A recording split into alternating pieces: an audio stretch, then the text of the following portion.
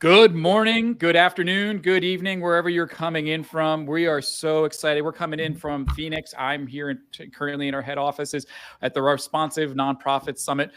I am super excited for this conversation here. Thank you for those who are able to make it and participate and take the time to sharpen this all and do all the things to make us better, help us be better fundraisers. We are going to talk here for the next 45 minutes. I've got an awesome panel, powerhouse panel of some of the best subject matter experts in our industry. We're going to talk about fundraising intelligence, and we're going to talk about the new standard in modern fundraising. But I'm going to have them, Rupinder, I wanted to ask you to kind of kickstart your screen. We're going to do something unique here where we're going to do a rotation of folks of presentation. So we're going to kickstart to the next slide. This is a fantastic platform. I love AirMeet. I think it's really cool. And I love this panel and I love this workshop stage because instead of us talking at our audience, we are talking with you. So use the chat, use the emojis, tell us where you're coming in from. That's what this is all about. We're all working in collaboration with one another. This session will be recorded. So if you have to jump to another session because there's some other great ones out there, this will also be shared with you after the fact, as well as also it's CFRE credited, which is important. So we're excited. I see people from all over San Diego, Wisconsin. This is incredible. We'll go to the next slide. If you don't know who I am Eric Tamales. I'm our Chief Evangelist and Community Officer here at Virtuous. I have the great pleasure of, one, being a recovering fundraiser, so I understand the work you guys are doing, but I get to see and hear what's going on out there in our space and come back to our organization to inform best ideas and thoughts. We'll go to the next slide. I'm going to ask my friends Rupinder, Josh, and Julia to be able to do a little introduction to yourselves. Rupinder, I want to be the first. Josh tried to be the first, but congratulations. I technically was the first. Oh, to congratulate her, but that's okay. All right, well, I'm the laggard. I'm at the end. Rupinder, could you give us a little background in who you are and why we are congratulating you? Yeah. Hi, everyone. I'm Rupinder. I'm the Director of Mass Marketing here at Make-A-Wish Foundation. I have been in the nonprofit space for over 10 years. I worked at a little company called RKD before. So I've worked with over 12 plus nonprofits through Canada and the US. And so I'm really excited to be here. And I have a really interesting topic to share with you. And the reason that everybody is congratulating me is it's actually my wedding week. So my wedding kicks off tomorrow. I have a big fat Indian wedding, but I definitely wanted to be here. So I'm really grateful and excited to share with you all. We appreciate you taking the time to be with us. This is fantastic. Josh, my friend, give us a little background who you are and what you do. So I like that term, Eric, recovering fundraiser. I guess I fall into that category as well. I like to say retired Director of Development, Director of Marketing, and have moved on to work else in the sector. But background, 15 plus years, nonprofit, Director of Development, Director of Marketing, moved over to the digital side, got a chance to work for Susan G. Komen for 4 years, both on the state level and the national level, working on the social media team. And now I'm very fortunate to be both on faculty at the fundraising school at Indiana University Lilly Family School of Philanthropy. And by day, I work for a nonprofit consulting firm based in Naples, Florida. And on today's call, I am your resident nerd, getting to talk all things AI. You laugh, Eric, but you know it's true. And I wear that nerd badge proudly. We're all nonprofit. We're all here. Yeah. But, you know, I'm really excited to share, and we'll talk some more later about the true power of what we can do with generative AI and, you know, increase your impact as a nonprofit professional. I love it. And Julia, I love what you're wearing. I'd love to be able to you give your introduction to yourself, but I want to give you plus kudos for the right attire for showing up to the Responsive Summit. Yes, thank you. I got this lovely T-shirt at the International Fundraising Conference in Toronto. I'm Julia Campbell, and I am a fundraiser marketer. I come from the development and marketing world of nonprofits. I was a Peace Corps volunteer and then served in a bunch of different agencies and organizations, small and large, raising money, raising awareness. And I started my own business, my own consulting business, about 14 years ago. And I teach nonprofits about the best and most effective ways to use digital tools to accomplish their missions. So that's me in a nutshell. I love it.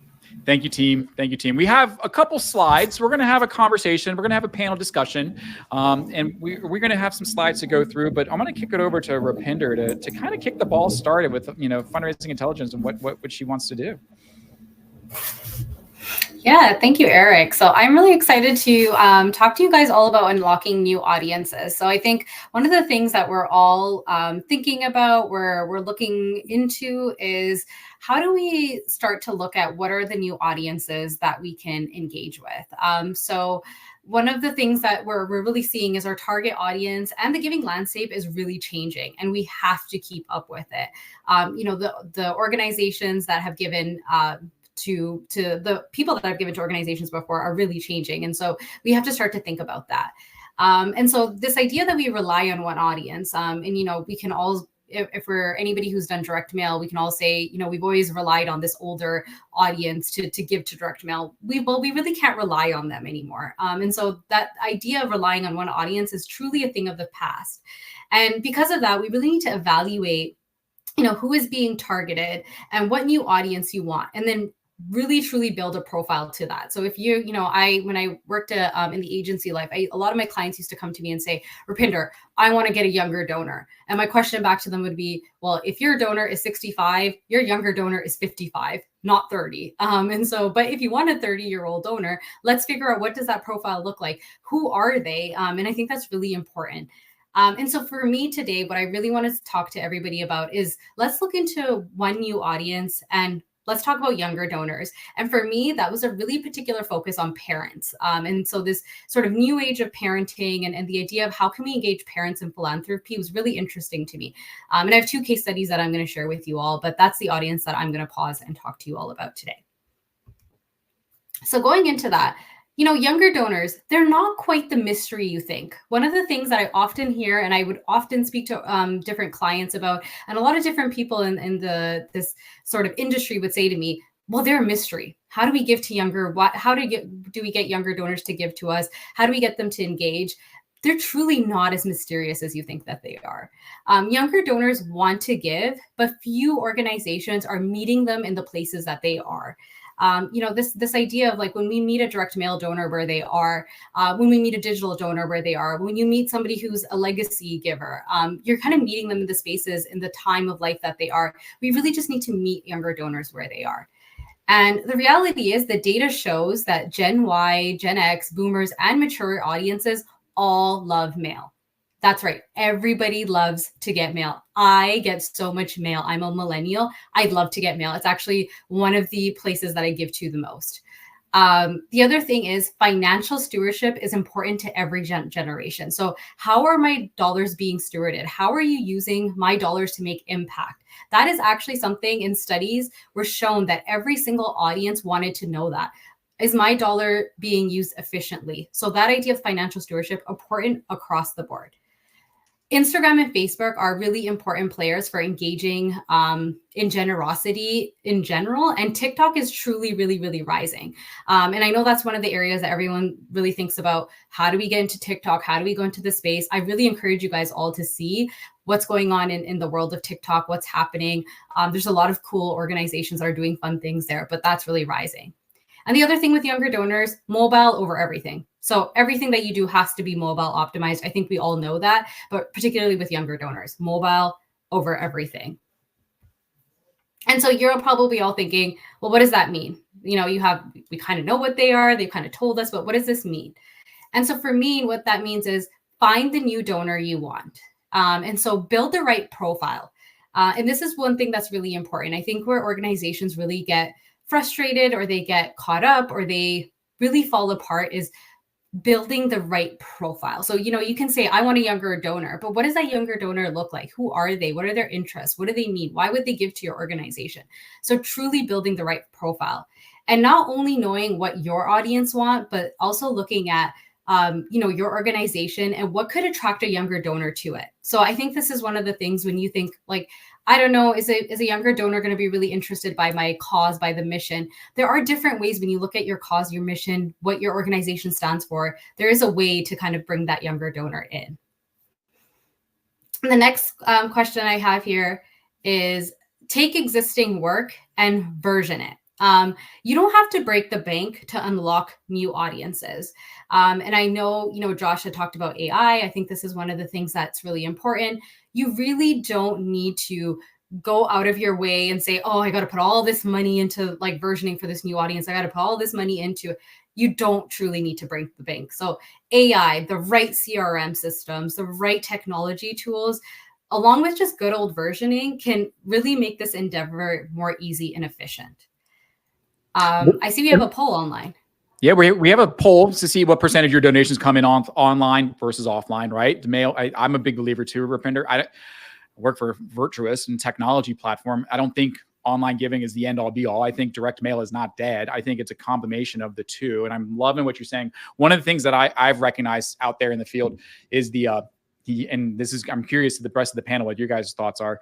Younger donors appreciate the handwritten card more because they've all grown up with the screen in their hand, right? They've grown up with the internet. They've grown up with broadband. They've grown up with 5G. They've grown up with all of that. And so when they get one of those personal mail, it matters and they actually value it versus the other side where it's like the older generation are leaning more to digital than mail because they've always gotten the bill pay.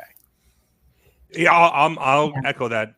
Absolutely, Eric. I mean, today when I went and got the mail from the mailbox, it was all junk mail. Like there was nothing. There was one card for my wife, and it was a personal handwritten card from my parents. It was a nice envelope that had my mom's handwriting on the outside, and that made a difference because that stood out to me. So I know that because the majority of the mail that we get, and I'm 44, so I'm getting a little. I'm that Zennial, the Goonies generation.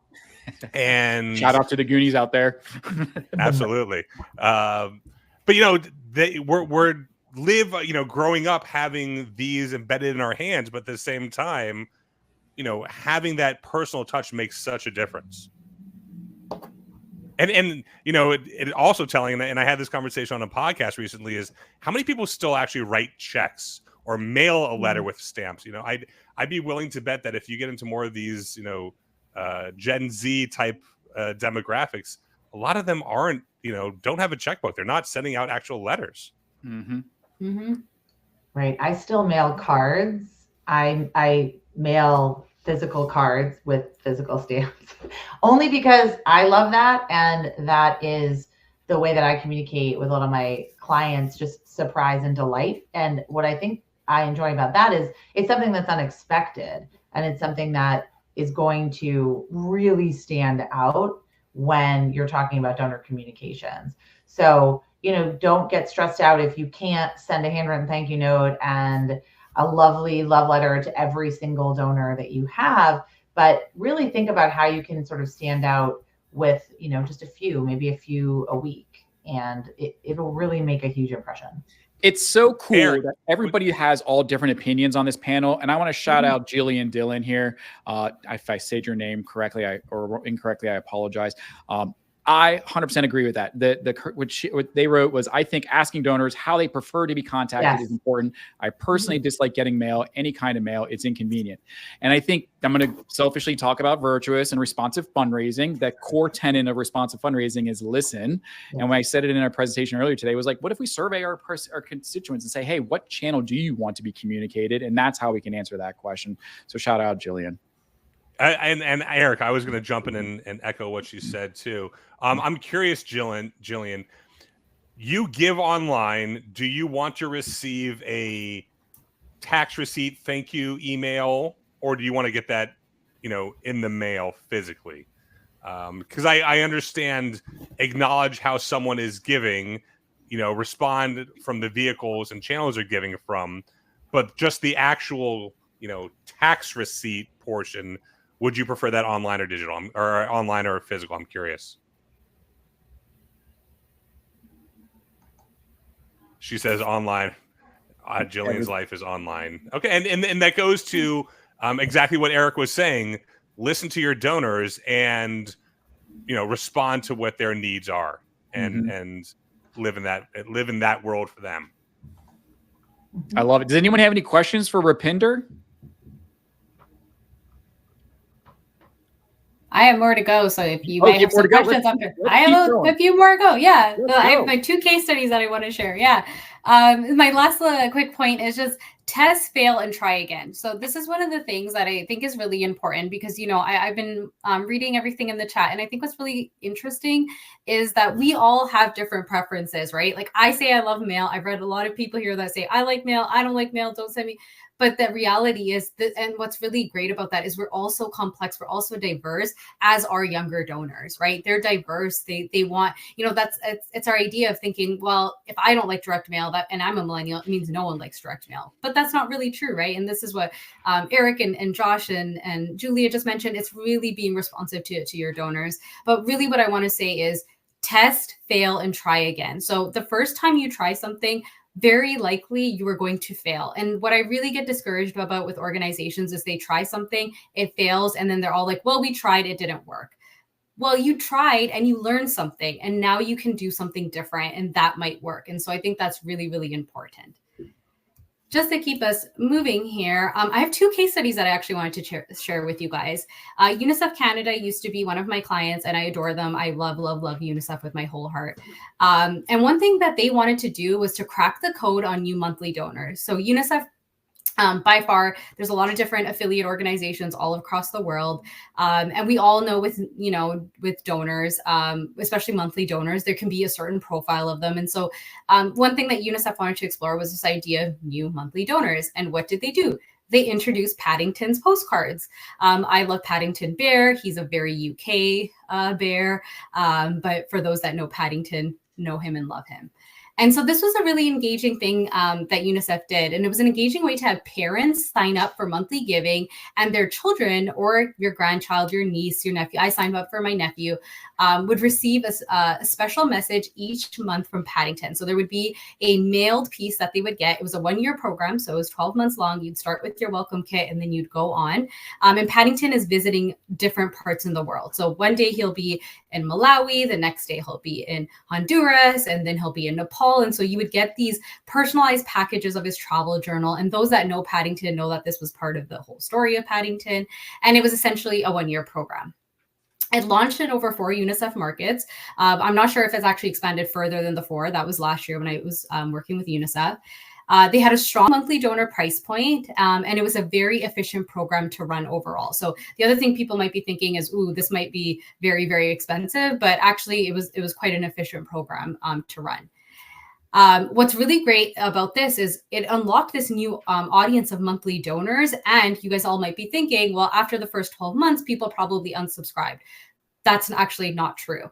The retention following the first year is very high. And what's really key about this was a brand new audience for UNICEF was unlocked. And I think that's really exciting and amazing and really kind of great. I had another case study, but I'm going to be cognizant of time. So if anybody wants to message me on the side, Rupinder Deensa, I have a case study about, I'll just quickly show it on screen here, about Gifts of Joy. It's a gift catalog and how to unlock younger donors. But if you guys are curious about that, drop me a line in the chat or connect with me and I can share that. So with that, I will stop. Awesome. And this slide, and as my executive producer just shared, William, his slides are going to be available afterwards, and we're going to be recording this, and all of us will be connected. So, Julia, I'd love to hear your thoughts. Yes. So I mean, Josh is going to laugh also. If you threaten me with a PowerPoint, I will give you like 50 slides. So I have to cut them down. But yeah, so I am just going to go through some examples of how social media and storytelling are changing, because that's really my wheelhouse. That's what I talk about. And I would love for this to be a conversation. So I will just, going to get through it, and then happy to answer questions and to listen to some feedback and some involvement from my fellow panelists in the audience. So we know that social media itself is changing. We know that the landscape is just dramatically shifting. It's almost like shifting sands. And the only real constant is change, especially for fundraisers. So I just want to give you a little bit of data, but also give you some information on, how maybe you can shift your social media and storytelling to match this shifting narrative or some ideas and inspiration, because of course, what's going to work for one nonprofit on this particular summit is not going to work for another one. So we're all very individual. We're all very unique. So American social media use, it's been pretty consistent. Most US adults use YouTube and Facebook, about half use Instagram. There are a lot of places that you can find this information, but social media use is not, in fact, declining. And then there are implications for nonprofits. So online donors are saying, and also probably in this chat right now, I mean, we are donors, we are consumers as well as nonprofit professionals, but online donors say social media is the communication tool that inspires them to give, even behind email, which I was very shocked to say. Facebook users, they share support for causes, 84% of Facebook users. And then Google did find that when there was a fundraising ask, that 57% of people who watch a nonprofit video on YouTube make a donation. I mean, that's pretty crazy. Now, platforms are not all created alike. So Josh has seen this slide before. And I use this slide to say, obviously, not all Tim Curry movies are created alike, right? So we love Tim Curry. Okay, everyone, if you don't love Tim Curry, then I can't help you. But we are big Tim Curry fans. But the point that I want to make is that all of these platforms, multi-channel, they are not created alike. They have strengths and weaknesses. They have best practices. What works on Instagram may not work on LinkedIn. So we can't continue to say we're going to have a social media fundraising strategy. We need to have an individual channel strategy, just like we can't say we want to have an email or a digital strategy. We need to have an email strategy, a website strategy. We need to have a mobile strategy. There's all sorts of different strategies that we need to have. And engagement rates might surprise you. So engagement is still pretty high. I mean, these numbers don't look very high, but this is organic engagement, not paid advertising engagement. And what Hootsuite found is that Instagram is actually the most engaging platform and LinkedIn is the second most.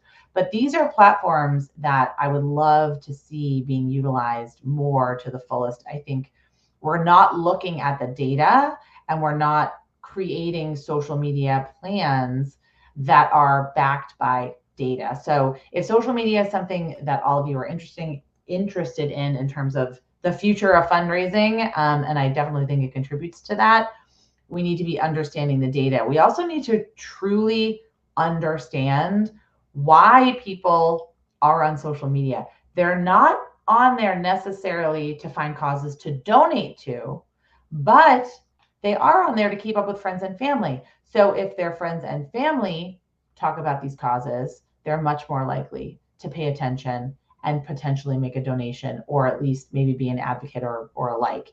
Entertaining content. Now, entertaining content is not what you think it is.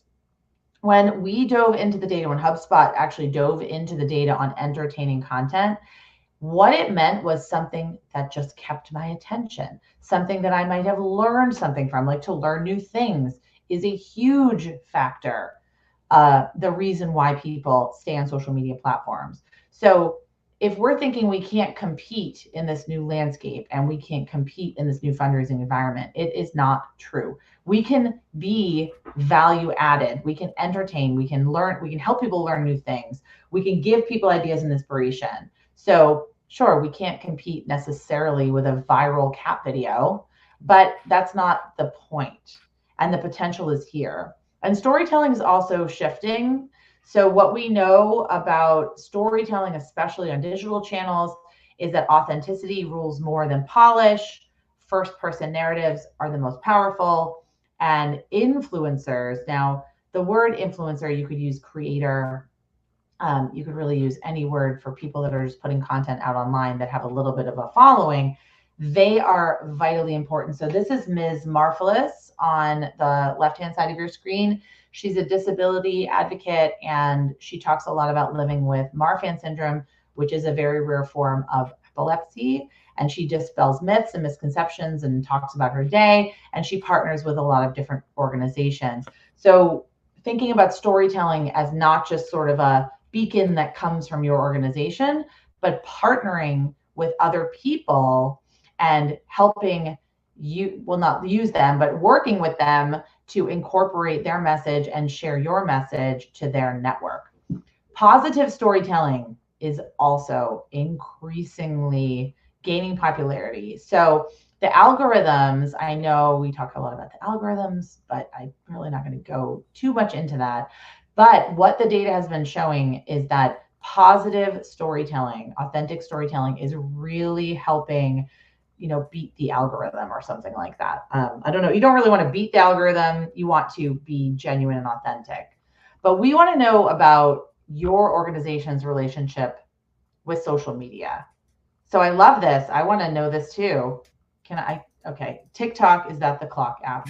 It is totally, right? Okay. We have a poll up, so if you can answer that, yeah, 100%. Poll.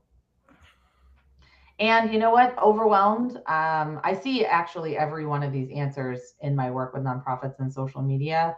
But I really am excited to see what Julia, do you see the poll on your screen? Did you see the numbers? If you vote, you'll see the numbers. Oh, by vote. So take a vote. Okay, I'm gonna vote for my latest client that I just talked to today. Okay. Ooh, we're not quite sure where we want to be in utilizing social media. That is very, very common because social media, like I showed you, it's not necessarily set up for fundraising. Sure, there's the donate button. We can post links, but it really is for connecting with friends and family and for learning new things and for gaining new information. So that direct link sometimes gets lost on us where we can't say, oh, I only share fundraising posts and they're not working. We need to share a combination of stories and other information in order to really raise money on these platforms. But some successes, uneven outcomes and investment. Okay, I mean, this is completely what I'm seeing as well. Love it. Okay, so let's keep going. And then I want to get to questions. There are a lot of places that you can share your stories, especially for fundraising outcomes, on your website. Share them on, X, Twitter, whatever platform. Share stories of your staff members. Share stories of your volunteers. You don't have to be sharing stories of your clients. This is a question I always get. Ethical storytelling on social media involving clients. If you do have client stories to share, they are the most impactful in terms of fundraising results. So this is Rosie's Place in Boston, small organization, and they frequently share really impactful stories with a link to donate. Join us in fighting food insecurity by making a gift. And that's really how we're going to compel people to be giving on these platforms. Peer-to-peer fundraising, if you're on LinkedIn, or even if you're on Facebook, Instagram, whatever channel that you might be on, sharing stories of how you are impacted by the organization, how other staff members, other board members, other volunteers, because we have to remember, I think the number one question I get from fundraisers is, how can I grow my audience on social media? Well, work with people that are beyond just you and your page. So work with staff members, work with your volunteers, your collaborators, your partners, and see how they can spread the message and they can really more effectively ask for donations. And then, of course, incorporating new technology, incorporating AI, which I know Josh is going to talk a lot about, incorporating virtual reality, incorporating a lot of these storytelling technologies into what you're doing is going to help you immensely along the way. Ethical storytelling, I won't talk too much about this. I just want to mention it. I think it's incredibly important. We do need, of course, when we're working in public settings like social media and digital, we're doing digital email appeals. We want to make sure that we have a framework or a policy around ethical storytelling. So I'm happy to talk to anyone about that sort of off the record, or not off the record, but off this summit. And then a better question for us as fundraisers, as we go through this entire summit, this conference, this panel, how can we cultivate and nurture and inspire a wildly passionate group of supporters? It's not about reach, it's really about resonance, right? It's not about how many likes. It's about what do people actually do at the end of the day. And I think really drilling deep into that strategy is going to help you improve your fundraising program and really help you get better results at the end of the day. So hey, I want to, Julie, I'm going to go stop sharing. That was the fastest I've ever gone. No. You can do the last one. You can do the last slide. I just want you to double click. Say that phrase one more time for our friends. It's not about reach. It's about resonance. Yes. That was just like, I was writing it down as fast as I could. Yes. It really is about cultivating that group of supporters and not just about reaching thousands of eyeballs, because hey, you could reach thousands of eyeballs tomorrow by streaking naked down the street. But is that really going to help you get done what you want to get done? No. You want to cultivate this group of supporters that's going to actually care about what you do at the end of the day. And you're doing it the right way. Yeah, go ahead, Josh. Yeah, it's like the billboard theory. Like, just because you can put a billboard up there and have 10,000 cars drive by it every day, I don't care about those 10,000 cars. I care about the blue Honda Civic and that driver. And I know there's only 4 of those that are going by. So how can I specifically talk and tailor my messaging? And, as we know, they want to be heard on I-95. So we're going to make sure that our messaging is just for them on I-95. Absolutely. 100%. I love it. So I'm welcome to questions, and we can talk about anything else that you want. Absolutely. We're gonna kick it over. Like, Josh, I think this is a great kind of tee up, right? Like, to be able to have that reach and to be personal, you have a little bit of technology and AI, and that's a big buzzword, as I keep calling it, out there. So, like, walk us through what you think. So I'm tired of saying it's a buzzword, because it's not like, oh, it's the hot trend. We've gone past the nonprofits need and want stage, and we're moving to the must-have stage. With great platforms like Virtuous, where we know that they're integrating AI into those search capabilities, it's going to get to the point where I can go into my CRM and I want to identify specifically who I'm going to be speaking to.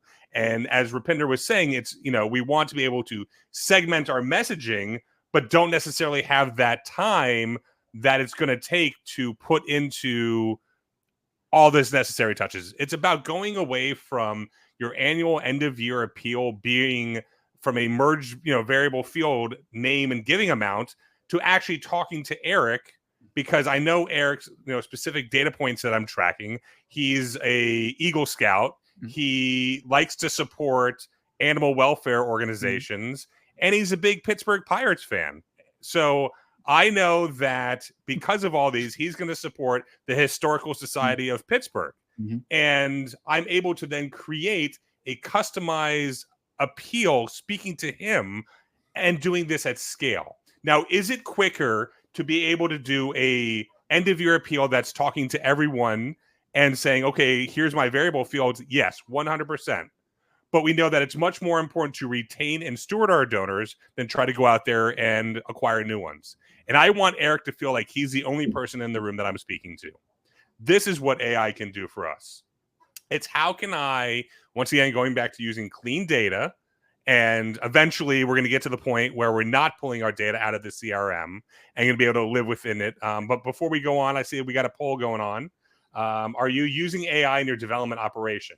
More than just development, like, are you using it in your nonprofit altogether? Because it goes beyond development, it goes beyond marketing. There's so many ways that you could use it in your operations. You could use it in HR. I'm going to answer because ChatGPT is my best friend. We use it all the time. And I'm very curious to see what the results are. We've used it in a few places, want to do more and use it in other places. I'm the sort of person that wakes up every day and wants to solve problems. And how can I identify, and I hate this term, those pain points in my organization, and utilizing AI to develop those solutions to reverse engineer it? If we can clearly talk to the computer, and that's what we're doing, we're having a natural language conversation with the tool itself. And I say ChatGPT, and here in our response, one of the top poll response was ChatGPT. If you understand how to do prompt engineering, because that's the secret sauce behind it all. It doesn't matter if you're using ChatGPT, if you're using Google Gemini, if you're using Claude or Perplexity or one of the other umpteen tools that are out there. It's having that natural language conversation, and it's about strategically thinking through the problem you're trying to solve. identifying those solutions and working backwards. If you can have very clear conversations, anything is possible. For me, I like to, say the best way to get your feet wet is starting, let's draft an email, let's work on a social post. But when you start to really take it to the next level and looking at data analysis, looking at sentiment analysis, that's where we're able to really dig in and understand the feelings of our constituents. Everyone should be sending out feedback surveys, an opportunity to learn from our constituents. And I'm not using the word donors, I'm using constituents because we have very much different needs and wants from these different segments of individuals. So how can I talk to them? And quantitative data is great, right? We can throw that into Excel, running the right formulas, but what if we don't know how to use the right formulas? Well, that's where ChatGPT comes in. I had to do a project yesterday. I'm like, I want to identify how many rows are in this sheet, how many specific rows have data within them, and then how can I separate it out? Having that natural conversation with ChatGPT, it gave me that formula. It's like it was talking about doing an alternative array. I have no idea what an alternative array is, but it showed me what to do, threw that in, and it worked. And that's the great thing, is that anything is possible. Like if you have that mindset in you of finding solutions, we can make it happen. Yeah, absolutely. ChatGPT is the Excel expert. Josh, you're right, Josh. I'm going to jump in too, because I want to ask you a question. There's a lot of folks in this chat, in this session right now. The question that was just the poll that was just up there, and the one that jumped out at me was Skynet. Nice try, robots, right? Like they're all out there trying to, we are as nonprofit leaders are 7-8 years behind, right? The for-profit space. We're going to take our time and be responsible and ethical. So we're really nervous about ChatGPT, AI, all the different components. I know you are correct. ChatGPT is your best friend. I do know that. I can vouch for that. And so I want to know, how did you make the shift, and what suggestions you would give to nonprofit leaders who are afraid of Skynet taking over the world, right? Like, what would be the step first? So first, I'm going to gloom and doom and say you have to stop using Google. You have to stop using Gmail. You have to stop using Grammarly. You have to stop using all these tools. You have to stop using Alexa. You have to stop using Siri, because all of these things are integrating AI. Are you doing wealth screening of your constituents? Got to stop doing that. Are you living and breathing every day and working online? Well, guess what? AI is baked into something there. So just because we have these tools available to us now of ChatGPT, it has just made it so much more equitable and accessible by everyone. Mm-hmm. So for those people that are saying, I don't trust AI one bit, I get it. There's bias inherent within AI. We always want to be checking for the validity and accuracy and efficacy of the content that's being output, because AI does like to create hallucinations. They will make stuff up to make you happy. But don't be afraid. Often when I'm giving presentations, I like to start off with a word cloud and getting the feedback. And oftentimes we see scary. It's not about AI being scary. It's about being overwhelmed by it. It's about not knowing where to begin. All AI is a great tool that you have available to you. When you're doing your monthly KPIs, your key performance indicators, and you're tracking your social analytics, you're tracking your email analytics, you're taking that data that you're getting directly from LinkedIn, you're getting directly from MailChimp or Constant Contact, you're putting that data within a spreadsheet, right? You're going to use that spreadsheet to track that data over time, to identify those trends and insights, to see how your content strategy is affecting the analytics. You're going to use that tool of Excel and run formulas to make it easier than trying to track it all, in a paper notebook. All AI is another tool available to you to make your life easier. And we're going to start to see it more and more within every CRM that we're using, whether you realize it or not. So if you're so standoffish and concerned about it, well, and I got to go find, there was a great story about when the printing press came out. Yeah. And how everyone was afraid about how this new technology was going to corrupt the world. And then at the end, you realize, okay, they're talking about the printing press. I mean, it's the same thing. They said the same thing about the internet. Now they're saying it about AI. Mm. If we as a sector are not willing to adopt and adapt to this technology that's available to us, to make us better, to make us more efficient, to take the data that we have about our constituents and be able to create personalized experiences for them, then we're going to start to see a continued loss in donors. And we don't want that. And I think that, to your point, the printing press, the assembly line with Ford Motor Company, all these different things have elevated everyone's jobs. And our role as fundraisers is to be out there, be personal, be intentful, grow generosity for our organizations. And how do we do this? How do we get out of the stuff? I'm not saying AI is going to take over everything, but it's going to replace all the things that we do on the regular basis, and it's going to, like Julia, you mentioned, it's going to be your GPS, it's going to help you get it. Didn't replace the directions and how to get there. It just enhanced your ability to get to the right place at the right time. I'm not looking at a map. I'm not printing out MapQuest directions anymore. Right. I used to do that. Right. Print them out and have them in my car. I love getting triptychs from AAA. If you, I don't know if people on this call even have any idea what I'm talking about when I say a triptych from AAA, but that was the coolest thing when you're going to Orlando with the family for a vacation and you're like, I got the triptych. Yeah, those don't exist anymore. Well, and the MapQuest, I remember doing donor visits, and I did the same thing, Julia. I would print out my MapQuest, and it would be like, all right, what happens? I had a trip from A to B to C to D, but what happens when my C donor cancels? I was messed up. How do I get from B to D using MapQuest? Like, I think that's where AI is able to help. All right, I'm going to wrap it up. We got 4 minutes left. We're going to go to the main stage here in a second, but I'm going to go around the horn. Rupinder, what do you want to give as a key takeaway for our nonprofiteers, our fundraisers out there? What key takeaway do you want them to take away here? I think for me, the key takeaway is, our world is changing. So period, right? The world is changing. The nonprofit space is changing. And I think being open to doing things differently, whether that's exploring AI, whether that's looking at how to talk to new audiences, I think it's just important that really important to try new things, make mistakes, learn, and then keep going. I think that's the only way that our industry is going to continue to move forward. And as somebody who is personally a younger donor, I have an investment in wanting to say that there's so many audiences that want to give. We just need to meet them where they are. Love it. Josh. My takeaway is don't be scared of AI. And I will echo what Rachel said in the chat. Don't lose the humanity and the emotion behind it. Just because we have these tools available to us, make sure that we're always going to maintain our personality, our organization's energy within the tools, but still don't be afraid and use them whenever you can. And Julia, be my favorite swag outfit of the afternoon. My takeaway is that the tools are always going to be changing and shifting, and we can't possibly understand what's going to be coming down the pike in 5 years. We have a responsibility to learn about the tools and to figure out which tools are best for building our house, if we look at it as building a house. But the one thing that we can stand out with, and the only thing that other people can't compete with us on, is our message, our story, and our unique perspective.